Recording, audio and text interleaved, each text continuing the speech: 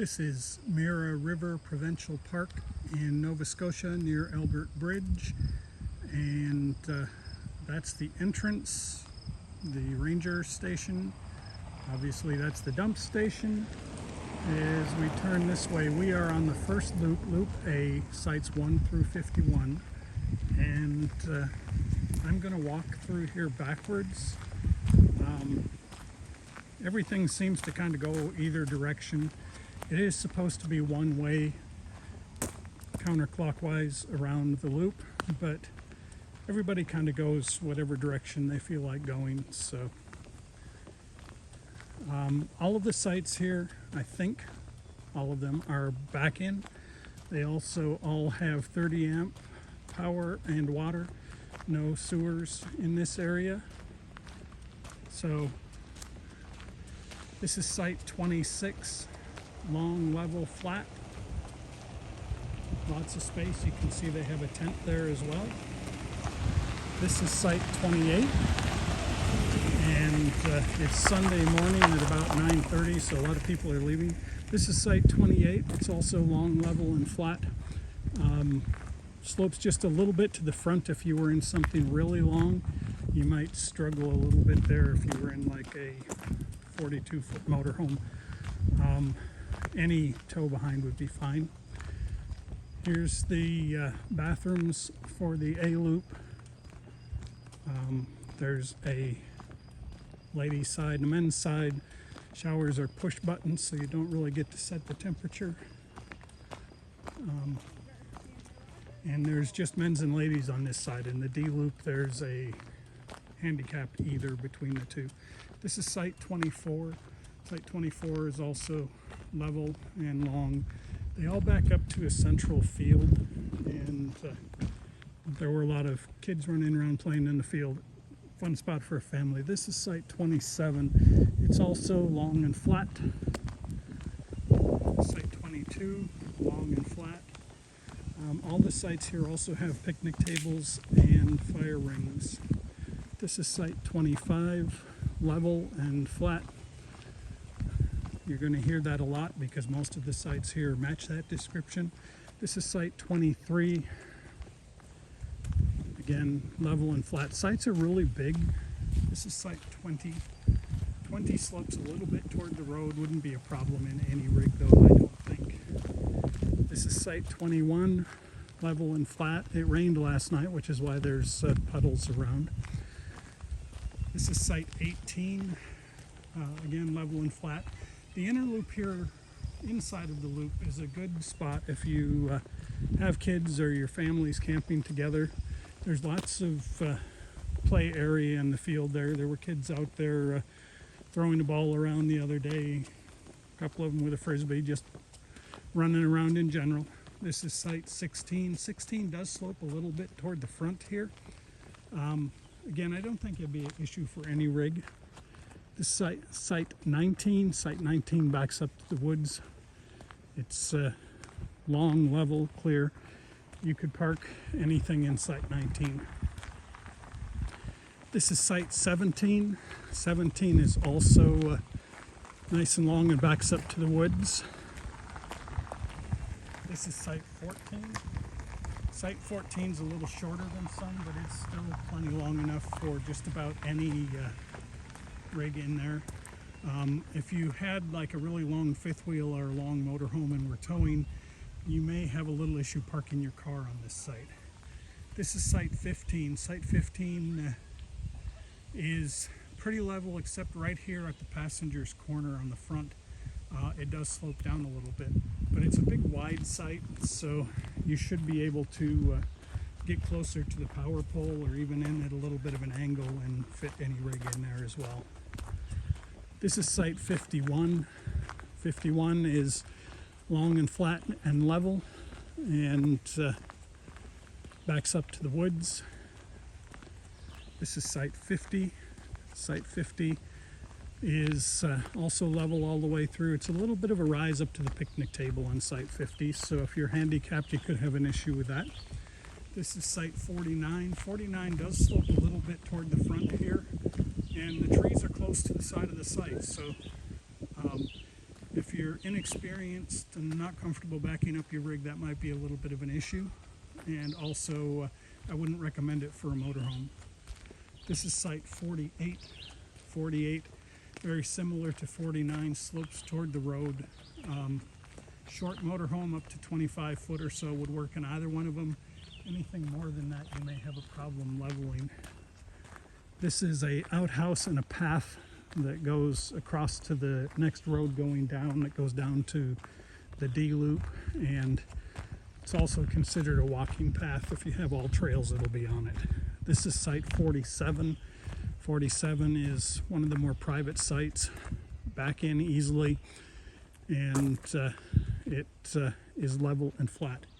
This is site 46. 46 is one of the smaller sites. If you're in anything over about 35 feet here, you may struggle to park your car, but it would be good for most trailers. This is site 45. 45 is level and long enough for anything. It does slope up at the very end here by the road. This is site 44. 44 does slope down toward the road. I think you would be fine with anything in there. Slope from the very back to the very front is probably less than 6 inches. This is site 43. 43 is sloping a little bit toward the road and a little bit toward the power pole, especially as you get into the back corner there. This is site 42. 42 is one of the smaller sites here, but it's one of the few that does have any view at all of the lake in this loop. I wouldn't try to fit anything more than about 35 feet in there. 41 is very similar, another one of the smaller sites. Again, I wouldn't try to fit anything very large in there. This is site 40. 40 is pretty level, and again, one of the shorter sites. I wouldn't try to put anything more than about 35 feet in there. I haven't been down to this side yet, so we'll explore this together. I don't know how far down it goes, but these are the sites that are going to be closer to the lake, and I don't know if they have power and water on these sites or not. So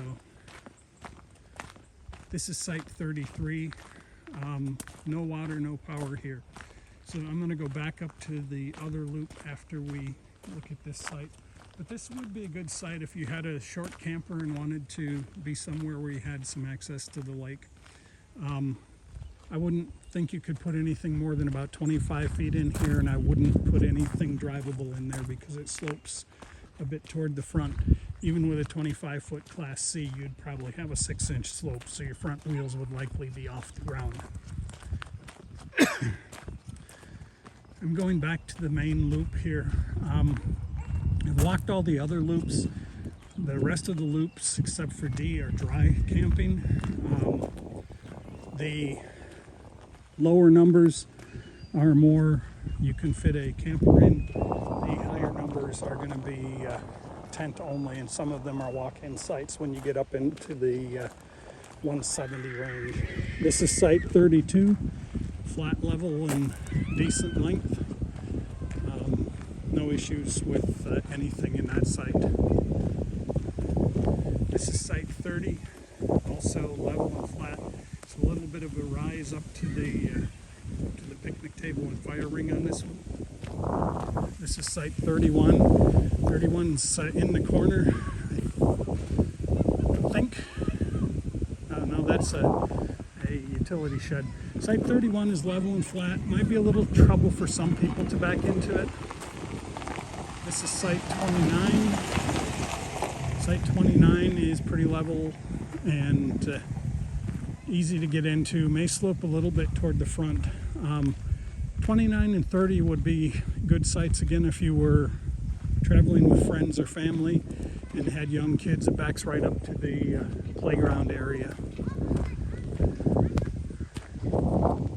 And this is that little loop road that we walked down just a little and then turned around. This is site 13. And site 13 here is level and long.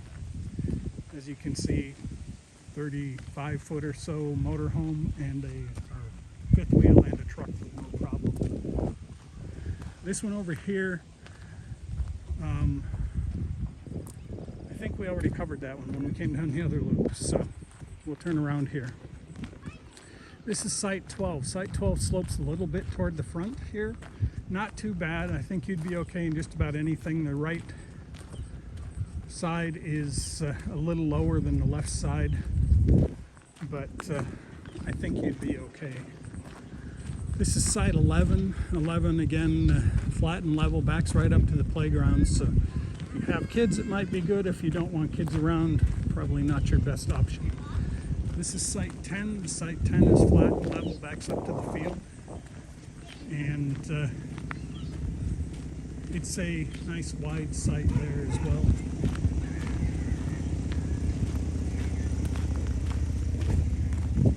This is Site 9 over here. Site 9 is long and pretty level.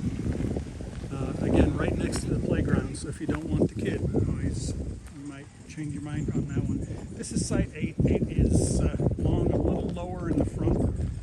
If you had a long motorhome, you may have some issues with this one. Fifth wheel, you can see, is up about 2 inches higher in the front. This is Site 7. Site 7 is pretty level, backs up to another field right next to the playground. This is Site 6. Site 6 is pretty level. As you can see, they're parked on the opposite side of the power pole from what you would normally be parked at. This is Site 5. Site 5 is flat and level.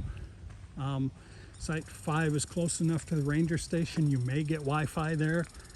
I don't know for sure, but we do not get it at our site, which is not too far away. This is Site 3. I think I said that was Site 4. There's no number on it. It might be Site 6. This is Site 3. It's flat and level, and backs up to a little bit of woods.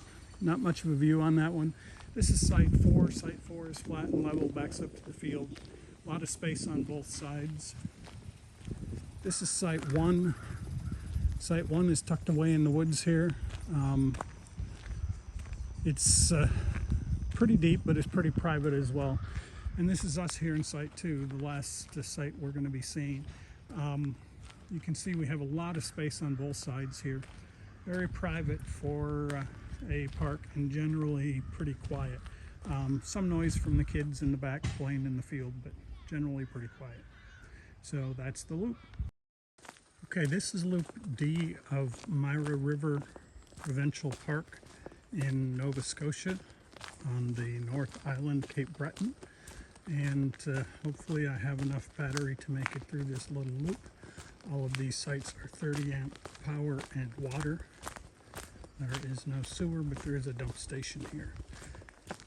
This section is a mix of pull through and back end. So starting on the left here is Site 172. Pull through, nice and level, long enough for anything. Should be a great site.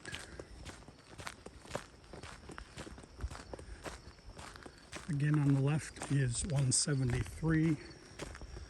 Same as 172, nice and level, big open space inside.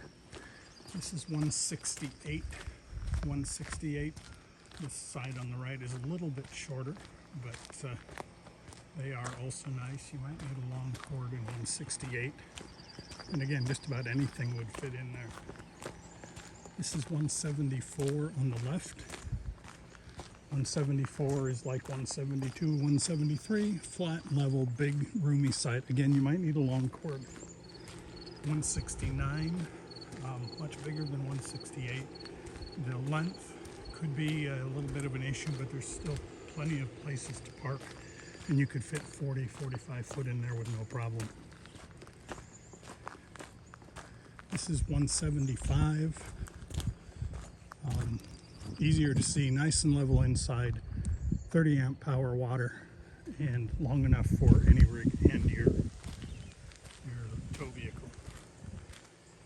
170. 170 is on the shorter side again. 45 feet would fit, but parking your tow vehicle would have to be off to the side. This is 176.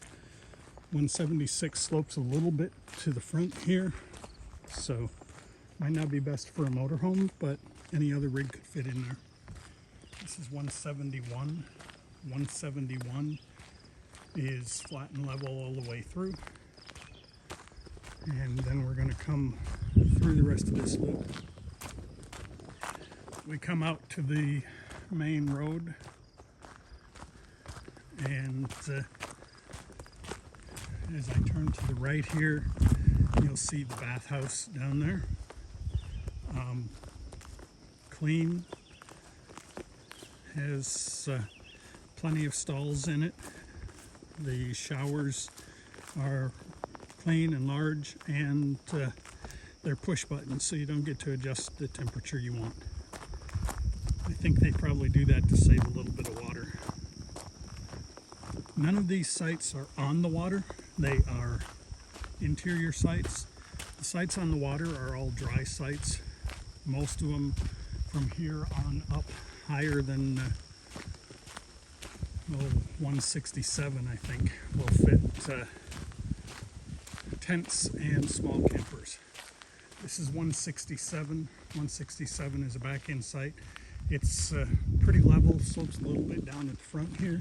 This is site 166. 166 is nice and level, can fit just about anything in there.